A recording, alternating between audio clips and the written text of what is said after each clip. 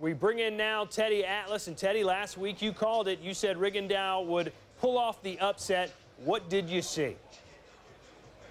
Well, I saw a lot of things, and I saw something that's an acquired taste that you have to really know what you're looking for, and that is a guy who's a great counterpuncher and a guy that doesn't waste anything, and of course that would be Rigondeaux. Rigondeaux, you're going to see here that he understands that you combine offense and defense. He understands that very well. It's about hitting and not getting hit. Here he's got the quickness to get off a quick right hook, but he also understands the other part of the equation, that something's going to come back. So he's already prepared to move his head and weave that punch. But what people don't talk about, look how quickly he gets in position. Donaire's out of position, he's in position. Make sure that Donaire is afraid to come in, a little tentative about coming in right now, because he knows that Rigondeaux is always ready. Here you're going to see how he creates offense.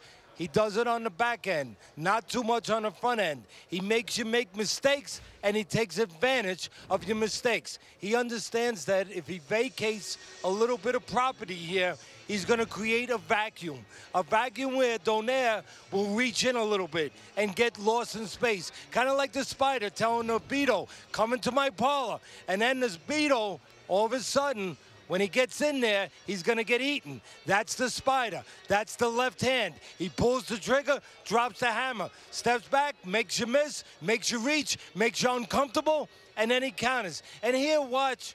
This is the things that you don't hear the commentators talking about. Quite frankly, no one talks about it. He's going to throw a punch, not to land. That's right, not to land. He's going to throw it to make sure that Donaire's off balance. Watch when he throws it. He throws the punch and he turns Donaire. That is part of the mental game, part of the physical game. It's part of making sure that Donaire is always out of position, always off balance, always out of sync. So when people say, it doesn't feel right, it felt like I was on a boat and I was going this way and going that way, I couldn't get my rhythm. That is why. It's not an accident. It's the subtle things that Donaire spent 400 amateur fights learning how to do. So Rigondeaux. I'm calling him Donaire. I felt sorry for Donaire, so I started giving him a little bit of a play there. But you at home, and you, Todd, most of all, the bright, brilliant you, knew that I was talking about Rigondeaux. I did know that, but now we want you to talk about Donaire. He was the clear favorite in this fight, but was outclassed. What went wrong for Nonito? Well, maybe nothing. Maybe he was never at the class that everybody put him at.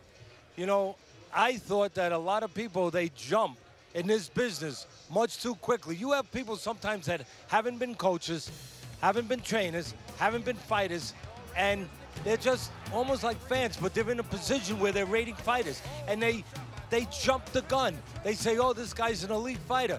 Well, why? I mean, a lot of people had him in the top 3. I had him in the top 10 pound for pound, but not near the top 3, because in the fights that he won, he was getting hit with guys, I thought, too easily. At the end, he out-hit them. He won the fight. But you have to look at those things. I heard commentators say, oh, he landed a left hook, greatest left hook I ever saw. Are you out of your mind?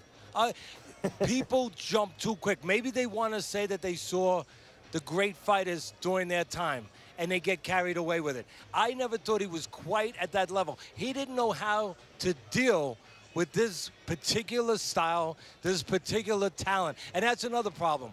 Did he not come into top shape? I think that's pretty obvious. That's on him. That's on his trainer. That's his fault. But what about coming in with a plan? There was no plan how to deal with this very specific style. And you're a great fighter. You're an elite fighter. Well, then you have the ability to make adjustments. Did you see any adjustments? I didn't, Todd. Maybe my eyes aren't as good as yours. I didn't see any adjustments. So that's why Donaire lost the fight, and Rigondeaux, yes, I got it right, Rigondeaux took him to school.